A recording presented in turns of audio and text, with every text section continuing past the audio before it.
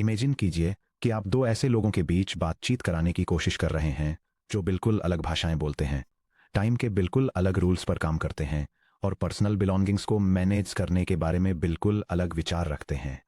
हमारे software world में Python और सी प्लस प्लस वे दो लोग हैं। पायथन रिलैक्स्ड है, फ्लेक्सिबल है और बैकग्राउंड में मेमोरी को ऑटोमेटिकली मैनेज करता है, बिल्कुल एक पर्सनल असिस्टेंट की तरह जो आपके लॉन्ड्री का ध्यान रखता है। सी प्लस प्लस प्रिसाइज है, स्ट्रिक्ट है, बिल्कुल सटीक टाइप स्पेसिफिकेशंस की डिमांड करता है और मेमोरी मैनेजमेंट को पूरी तरह से आपके हाथों में छोड़ देता है। हम इन दो बिल्कुल अलग एग्जीक्यूशन एनवायरनमेंट्स को अपनी सैनिटी खोए बिना हार्डवेयर स्पीड पर कम्युनिकेट करने के लिए कैसे मजबूर करें। हिस्टोरिकली पायथन को सी या सी प्लस प्लस से कनेक्ट करने के लिए लेवल सी पायथन सी एपीआई को नेविगेट करना पड़ता था। अगर आपने कभी रॉ सी पायथन कोड देखा है तो आप जानते हैं कि यह खतरों से भरा है। आपको मैनुअली पाई ऑब्जेक्ट स्टार पॉइंटर्स को इंस्पेक्ट करना होगा, रेफरेंस काउंट्स को इंक्रीमेंट और डिक्रीमेंट करना होगा, पाई अंडरस्कोर इनक्रीफ, पाई अंडरस्कोर डिक्रीफ, हर लाइन पर नल पॉइंटर्स को चेक करना होगा और वर्बोस एपीआई कॉल्स का यूज करके नेटिव सी प्रिमिटिव्स को आगे पीछे कन्वर्ट करना होगा। एक भी मिसिंग पाया अंडरस्कोर डिक्रीफ से मेमोरी लीक हो जाता है और एक गलत जगह पर रखा गया पाया अंडरस्कोर डिक्रीफ सेगमेंटेशन फॉल्ट का कारण बनता है जो आपके पूरे पायथन इंटरप्रेटर को क्रैश कर देता है।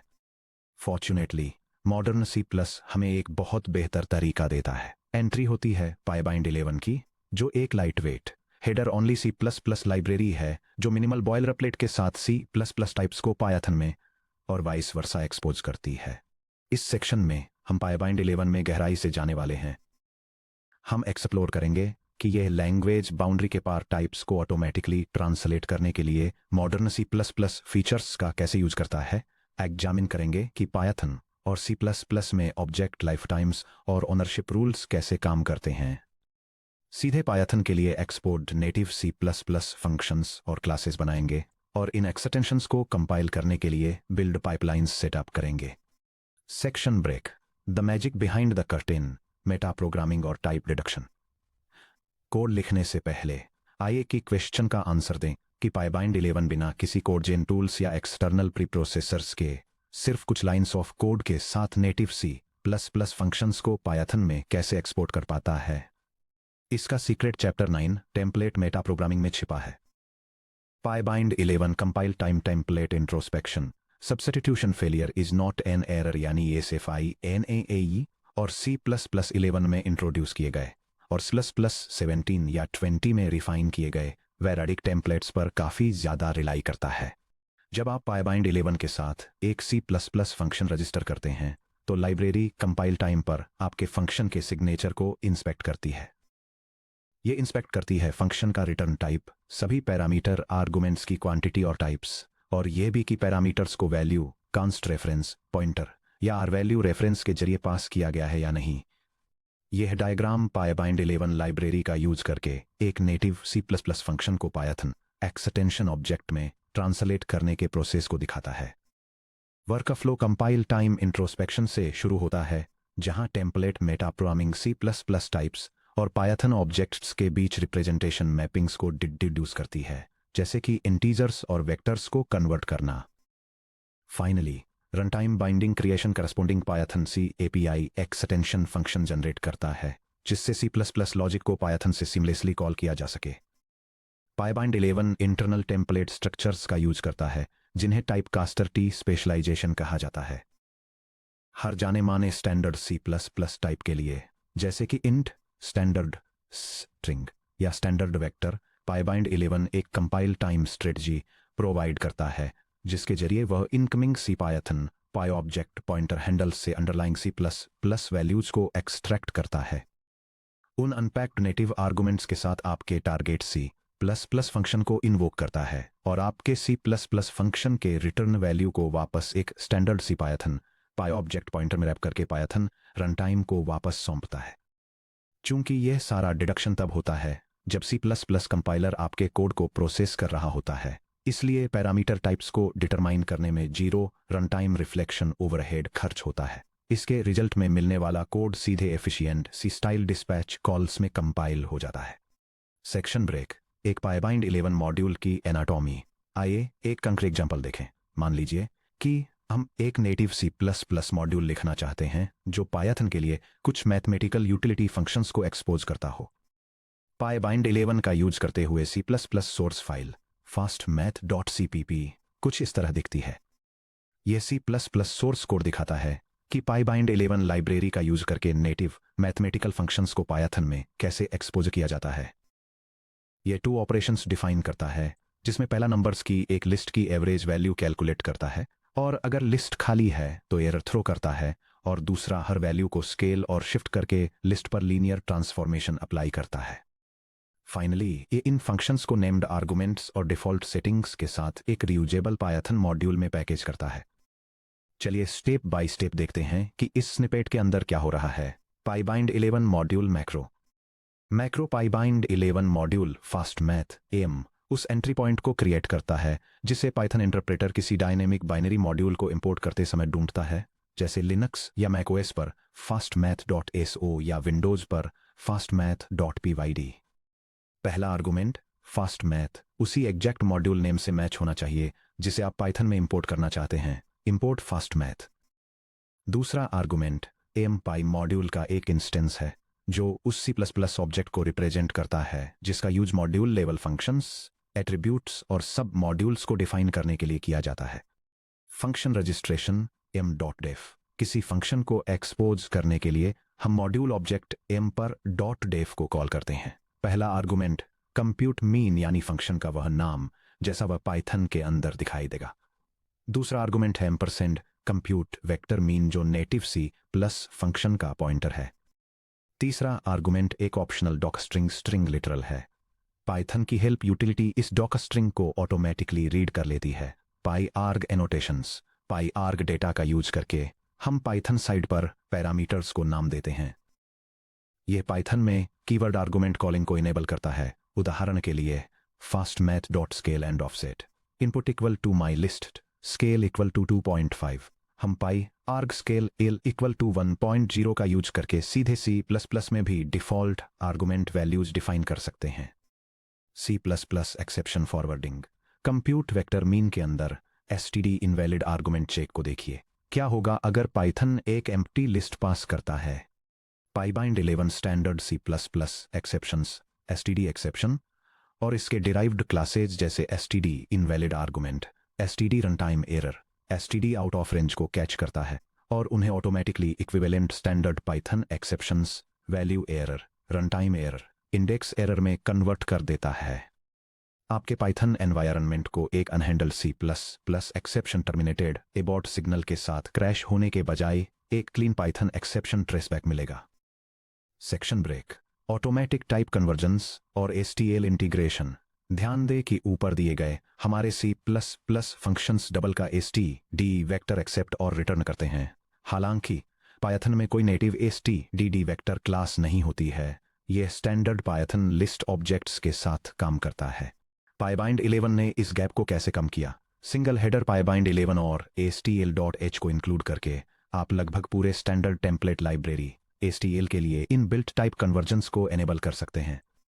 यह टेबल C++ और पाइथन के बीच बाइडायरेक्शनल टाइप कन्वर्जन्स को डिटेल में बताती है और उनके बिहेवियर को हाईलाइट करती है। एक स्टैंडर्ड स्ट्रिंग या स्टैंडर्ड स्ट्रिंग व्यू एक ऑटोमेटिक UTF-8 स्ट्रिंग कॉपी के जरिए पाइथन के स्ट्रिंग टाइप में कन्वर्ट होता है। स्टैंडर्ड न्यूमेरिक टाइप्स जिसमें इंटीजर, लॉन्ग, फ्लोट और डबल शामिल हैं, एक डायरेक्ट न्यूमेरिक कास्ट के जरिए पाइथन के इंटीजर या फ्लोट टाइप्स पर मैप होते हैं। टाइप टी का एक स्टैंडर्ड वेक्टर एक पाइथन लिस्ट पर मैप होता है जो एक element by element deep copy perform करता है। टपल्स के लिए टाइप्स T1 और T2 का एक स्टैंडर्ड पेयर एक 2 आइटम पाइथन टपल के करस्पॉन्ड होता है, जबकि टाइप टी का एक स्टैंडर्ड टपल एक n आइटम पाइथन टपल पर मैप होता है और ये दोनों ही एलिमेंट मैपिंग का यूज करते हैं। की के और वैल्यू वी का एक स्टैंडर्ड अनऑर्डर्ड मैप की वैल्यू पेयर कन्वर्जन के जरिए पाइथन डिक्शनरी में कन्वर्ट होता है। और लास्ट में टाइप टी का एक स्टैंडर्ड ऑप्शनल पाइथन के ऑप्शनल ऑफ टी या नन पर मैप होता है जो स्टैंडर्ड नल ऑप्ट को नन पर मैप करता है। मेमोरी लेआउट्स और कन्वर्जन की हिडन कॉस्ट। हालांकि स्टैंडर्ड C++ कन्वर्जन्स काफ़ी कन्वीनियंट हैं, लेकिन सिस्टम्स डेवलपर्स के रूप में हमें बैकएंड पर होने वाले परफॉर्मेंस इम्प्लीकेशंस की जांच करनी चाहिए, जो हमें चैप्टर 10 HTML कंटेनर लेआउट्स में सीखी गई बातों से जोड़ता है। याद करें कि C++ std vector of double physical RAM में कैसे स्टोर होता है। ये raw 64 bit double precision floating point values का एक कंटिगुअस फ्लैट बफर होता है। अब याद करें कि पायथन लिस्ट रैम में कैसे स्टोर होती है।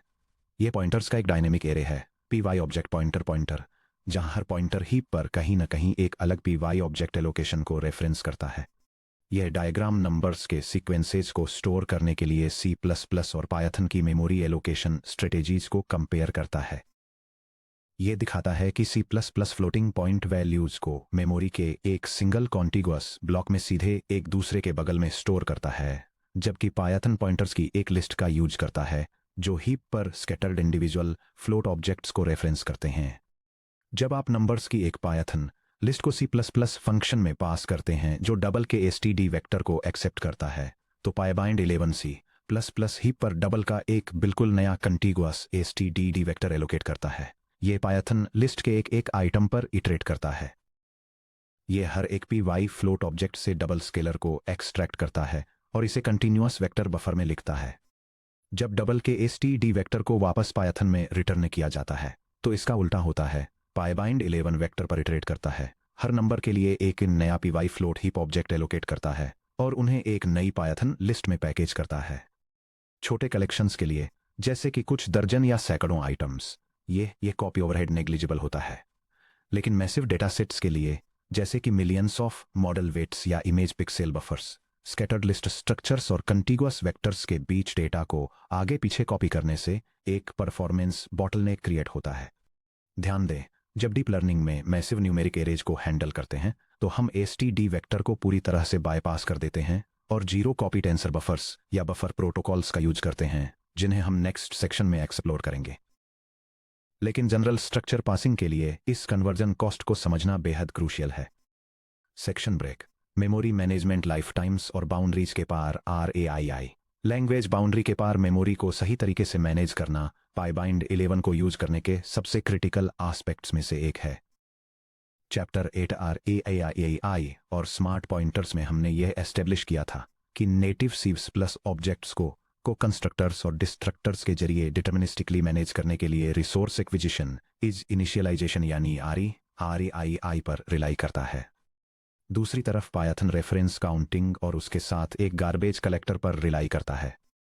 क्या होता है जब C++ के अंदर क्रिएट किया गया कोई ऑब्जेक्ट पायथन को हैंड ओवर कर दिया जाता है या इसका वाइस वर्सा होता है? मेमोरी को कौन ऑन करता है, डिस्ट्रक्टर को कौन कॉल करता है? इस बिहेवियर को कंट्रोल करने के लिए पायबाइंड 11 रिटर्न वैल्यू पॉलिसीज इंट्रोड्यूस करता है। Return value policies. जब आप ऐसे C++ फंक्शंस को बाइंड कर रहे हों जो ऑब्जेक्ट्स के पॉइंटर्स या रेफरेंसेस रिटर्न करते हैं, तो आपको पाई रिटर्न वैल्यू पॉलिसी का यूज करके पायबाइंड 11 को एक्सप्लिसिटली बताना होगा कि मेमोरी ऑनरशिप को कैसे मैनेज करना है। यहाँ अवेलेबल प्राइमरी रिटर्न पॉलिसीज दी गई हैं। Py return value policy take ownership, जो रॉ पॉइंटर्स के लिए डिफॉल्ट है। C++ रिटर्न किए गए ऑब्जेक्ट पॉइंटर को पायथन को हैंड ओवर कर देता है। पायथन ऑब्जेक्ट की फुल ऑनरशिप ले लेता है। जब करस्पोंडिंग पायथन रैपर ऑब्जेक्ट का रेफरेंस काउंट 0 पर ड्रॉप हो जाता है, तो पायथन अंडरलाइंग C++ डिस्ट्रक्टर को कॉल करता है और पॉइंटर को डिलीट कर देता है। ये C++ बाइंडिंग एक नए सेंसर डिवाइस को इंस्टेंशिएट करने के लिए एक फंक्शन डिफाइन करती है जो एक्सप्लिसिटली मेमोरी ऑनरशिप को पायथन एनवायरनमेंट में ट्रांसफर करती है ताकि इंटरप्रेटर इसके डिलीशन को ऑटोमेटिकली मैनेज कर सके। पाई रिटर्न वैल्यू पॉलिसी कॉपी जो वैल्यूज के लिए डिफॉल्ट है, पायबाइंड 11 पायथन को सौंपने के लिए C++ ऑब्जेक्ट की एक बिल्कुल नई कॉपी कंस्ट्रक्ट करता है। पायथन इस नई कॉपी को ऑन करता है जबकि ओरिजिनल C+ इंस्टेंस अनअटैच्ड रहता है। Py return value policy reference. Python existing C++ object को रेफरेंस करता है लेकिन ऑनरशिप नहीं लेता है। जब Python variable out of scope जाता है, तो पायथन C++ डिस्ट्रक्टर को कॉल नहीं करेगा। वार्निंग, अगर C++ साइड पर अंडरलाइंग C++ ऑब्जेक्ट डिस्ट्रॉय हो जाता है जबकि पायथन के पास अभी भी इसका रेफरेंस पॉइंटर है, तो पायथन में उस वेरिएबल को एक्सेस करने से तुरंत एक डैंगलिंग पॉइंटर डीरेफरेंस होता है जिससे सेगमेंटेशन फॉल्ट हो जाता है। यह C++ बाइंडिंग एक static global system state object को बाई रेफरेंस पायथन एनवायरनमेंट में एक्सपोज करती है और इंटरप्रेटर को इंस्ट्रक्ट करती है कि वह इस ऑब्जेक्ट की मेमोरी को मैनेज या डिलीट करने की कोशिश किए बिना इसे एक्सेस करे। Py return value policy reference internal. यह एक smart life time safety policy है। यह एक पेरेंट चाइल्ड रिलेशनशिप क्रिएट करती है जिसमें रिटर्न किए गए चाइल्ड रेफरेंस का लाइफ टाइम सीधे पेरेंट कंटेनर ऑब्जेक्ट के लाइफ टाइम से जुड़ा होता है। पायथन पेरेंट ऑब्जेक्ट को गार्बेज कलेक्ट होने से तब तक रोकेगा जब तक कि चाइल्ड ऑब्जेक्ट रेफरेंस एक्टिव रहता है। Section break. C++ क्लासेज और मेथड्स को एक्सपोज करना। फंक्शंस बहुत अच्छे हैं, लेकिन सिस्टम्स डिजाइन में अक्सर स्टेटफुल ऑब्जेक्ट्स, स्ट्रक्ट्स और क्लासेज को पायथन यूजर कोड में एक्सपोज करने की जरूरत होती है। Pybind 11 py: class of T template wrapper का यूज करके नेटिव क्लासेज को एक्सपोज करना स्ट्रेट फॉरवर्ड बनाता है। चलिए एक रियलिस्टिक एग्जाम्पल बनाते हैं, जो है एक high performance C++ bounding box class जिसका यूज विजन मॉडल्स और स्पेशल सर्च पाइपलाइंस में किया जाता है। यह C++ सोर्स कोड एक 2 डायमेंशनल बाउंडिंग बॉक्स क्लास को डिफाइन करता है और पाइबाइंड 11 लाइब्रेरी का यूज करके इसकी फंक्शनैलिटी को पायथन में एक्सपोज करता है। यह क्लास इनिशियलाइजेशन पर कोऑर्डिनेट बाउंड्रीज को वैलिडेट करती है, विड्थ, हाइट और टोटल एरिया जैसे डायमेंशंस को कैलकुलेट करती है, और यह डिटरमाइन करती है कि क्या यह किसी दूसरे बाउंडिंग बॉक्स के साथ ओवरलैप करती है। फाइनली यह कोड इन C++ प्रॉपर्टीज और मेथड्स को एक नेटिव पायथन मॉड्यूल में बाइंड करता है, जिससे Python users geometry engine class के साथ इंटरेक्ट कर सकते हैं और इसके टेक्स्ट रिप्रेजेंटेशन को प्रिंट कर सकते हैं। पायथन एक्सपोर्ट C++ क्लासेज के साथ कैसे इंटरेक्ट करता है। एक बार कंपाइल होने के बाद यह क्लास बिल्कुल एक नेटिव पायथन क्लास की तरह बिहेव करती है। यह डेमोन्स्ट्रेशन दिखाता है कि पायथन का यूज करके एक C++ जियोमेट्री लाइब्रेरी के साथ कैसे इंटरेक्ट किया जाता है। यह 2 बाउंडिंग बॉक्स ऑब्जेक्ट्स को इनिशियलाइज करता है, 1 बॉक्स के एरिया को कैलकुलेट करता है, यह पता लगाता है कि क्या 2 बॉक्सेज ओवरलैप करते हैं, और यह दिखाने के लिए कि विड्थ ऑटोमेटिकली कैसे रिकैलकुलेट होती है, एक बाउंड्री कोऑर्डिनेट को अपडेट करता है। ध्यान दीजिए कि हमने यहाँ क्या अचीव किया है। Constructors py: init of float आने वाले पायथन कंस्ट्रक्टर आर्गुमेंट्स को सीधे C++ क्लास कंस्ट्रक्टर से मैप करता है। Properties .def property Pythonic attributes create करती है। box1.xmin = 2.0 सेट करने से ये automatically C++ setter method setxmin के जरिए रूट होता है। Python dunder methods dunder rep और डंडर str को टू स्ट्रिंग जैसे C++ मेथड से बाइंड करने से C++ ऑब्जेक्ट्स खुद को पायथन प्रिंट स्टेटमेंट्स या जुपिटर नोटबुक सेल्स में साफ सुथरे तरीके से फॉर्मेट कर पाते हैं। Section break. CMake के साथ बिल्ड सिस्टम्स और कंपाइलेशन पाइपलाइंस। अब जबकि हमने पाइबाइंड 11 का यूज करके नेटिव C++ बाइंडिंग्स लिख ली हैं, तो हम वास्तव में उन्हें डायनेमिक लाइब्रेरीज में कैसे कंपाइल करें जिन्हें पायथन इंपोर्ट कर सके। चैप्टर 11 में वापस CMake बिल्ड इंटीग्रेशन रूल्स हमने मॉडर्न टारगेट बेस्ड CMake का यूजर करके multi platform build systems setup करना एक्सप्लोर किया था। पाइबाइंड 11 बिल्ट इन हेल्पर फंक्शंस का यूज करके CMake में सीमलेसली इंटीग्रेट हो जाता है। यहाँ एक complete production ready CMake lists.txt file है जो हमारे ज्योमेट्री इंजन पाइबाइंड 11 एक्सटेंशन मॉड्यूल को कंपाइल करने के लिए कॉन्फ़िगर की गई है। ये कॉन्फ़िगरेशन फाइल एक C++ प्रोजेक्ट के लिए एक बिल्ड सिस्टम सेटअप करती है जो एक पायथन एक्सटेंशन मॉड्यूल में कंपाइल होता है। ये रिक्वायर्ड C++ स्टैंडर्ड को स्पेसिफाई करती है और पायथन डेवलपमेंट टूल्स को सर्च करती है। इसके बाद यह C++ और पायथन कोड को जोड़ने के लिए बाइंडिंग लाइब्रेरी को लोकेट करती है या ऑटोमेटिकली डाउनलोड करती है। फाइनली ये बिल्ड करने के लिए सोर्स फाइल को डिफाइन करती है और अलग अलग ऑपरेटिंग सिस्टम्स के लिए कंपाइलर ऑप्टिमाइजेशन और वार्निंग लेवल्स को कॉन्फ़िगर करती है। Building the module. अपने टर्मिनल से एक्सटेंशन को बिल्ड करने के लिए स्टैंडर्ड CMake कमांड्स एग्जीक्यूट करें। यह सीक्वेंस एक डेजिग्नेटेड बिल्ड डायरेक्टरी में रिलीज कॉन्फ़िगरेशन जनरेट करने के लिए CMake बिल्ड टूल का यूज करता है और फिर प्रोजेक्ट को कंपाइल करता है।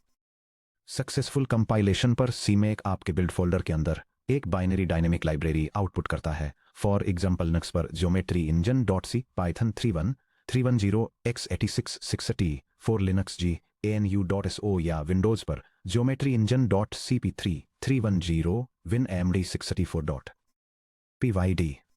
जब तक वह .sso या .py डायनेमिक लाइब्रेरी आपकी करंट वर्किंग डायरेक्टरी के अंदर है या पाइथन के sys.path के अंदर, आप तुरंत एक पाइथन सेशन ओपन कर सकते हैं और import geometry underscore engine call कर सकते हैं। Section break, performance benchmark C plus plus loops versus Python loops via pybind 11। Pybind 11 के जरिए पाइथन में नेटिव एग्जीक्यूशन लाने के पावरफुल होने को समझने के लिए चलिए एक कंक्रीट बेंचमार्क देखते हैं। मान लीजिए हमें 5 मिलियन 2D बाउंडिंग बॉक्सेस की एक लिस्ट को प्रोसेस करना है और कैलकुलेट करना है कि उनमें से कितनों का एरिया एक स्पेसिफिक थ्रेशोल्ड से बड़ा है। यहाँ प्योर पाइथन में इंप्लीमेंटेशन दिया गया है। यह बेंचमार्क एक प्योर पाइथन लूप की परफॉर्मेंस को मेजर करता है। यह 5 million geometric bounding boxes generate करता है, उन पर इटरेट करके काउंट करता है कि कितने एक स्पेसिफिक एरिया थ्रेशोल्ड से ज्यादा हैं, और एग्जीक्यूशन स्पीड को इवैल्यूएट करने के लिए मिलीसेकंड्स में टोटल इलैप्स्ड टाइम कैलकुलेट करता है।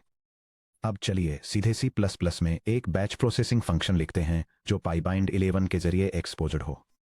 यह C++ फंक्शन काउंट करता है कि एक लिस्ट में कितने बॉक्सेस का एरिया एक स्पेसिफाइड थ्रेशोल्ड से बड़ा है। यह बॉक्सेस के कलेक्शन में लूप कट करता है, हर बॉक्स के एरिया को थ्रेशोल्ड से कंपेयर करता है और एक काउंटर को इंक्रीमेंट करता है।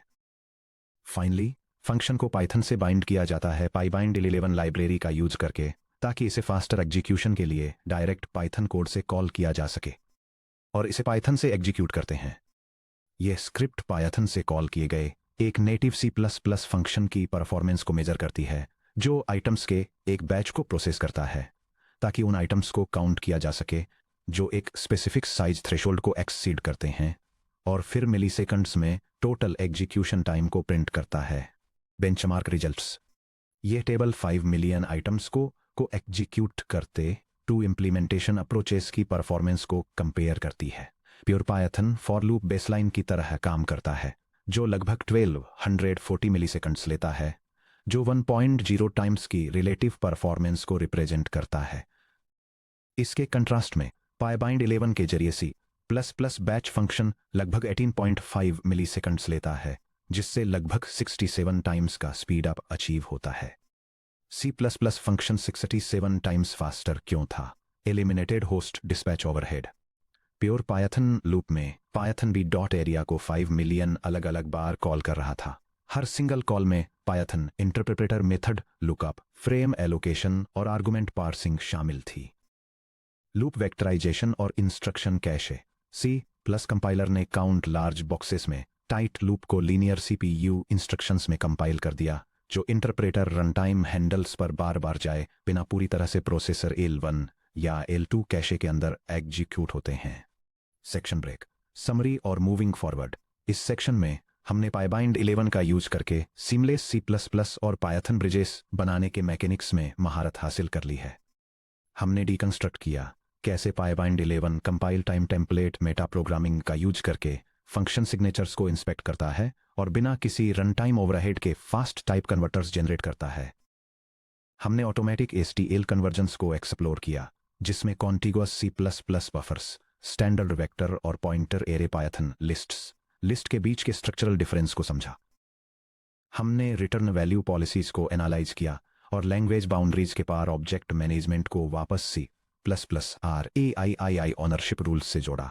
हमने सीखा कि कैसे पाए क्लास ऑफ T का यूज करके स्टेटफुल C++ क्लासेस, प्रॉपर्टीज, कंस्ट्रक्टर्स और पाइथन डंडर मेथड्स को एक्सपोर्ट किया जाता है।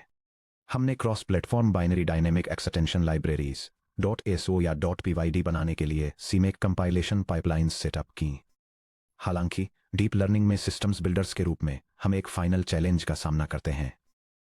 स्टैंडर्ड STEL कंटेनर्स जैसे कि स्टैंडर्ड वेक्टर स्केलर डेटा और सिंपल यूटिलिटी फंक्शंस के लिए बेहतरीन हैं, लेकिन डीप लर्निंग इंफ्रास्ट्रक्चर पूरी तरह से n डायमेंशनल टेंसर्स पर रिलाई करता है, जो CPU और GPU हार्डवेयर मेमोरी स्ट्रीम्स में एग्जीक्यूट होते हैं। हम डेटा कॉपी किए बिना PyTorch ऑब्जेक्ट्स को सीधे पाइथन से नेटिव C++ कोड में कैसे पास करते हैं, और हम सीधे नेटिव कंपाइलेशन यूनिट्स के अंदर रॉ टेंसर मेमोरी पॉइंटर्स को कैसे मैनिपुलेट करते हैं। अगले section 30.3 PyTorch C++ front end libtorch loading torch tensors inside native C++ execution layers में हम बेसिक C++ टाइप्स से आगे बढ़ेंगे और एक्सप्लोर करेंगे कि कैसे libtorch का यूज करके सीधे नेटिव C++ लेयर्स के अंदर PyTorch टेंसर्स को लोड, इंस्पेक्ट, मैनिपुलेट और एग्जीक्यूट किया जाता है।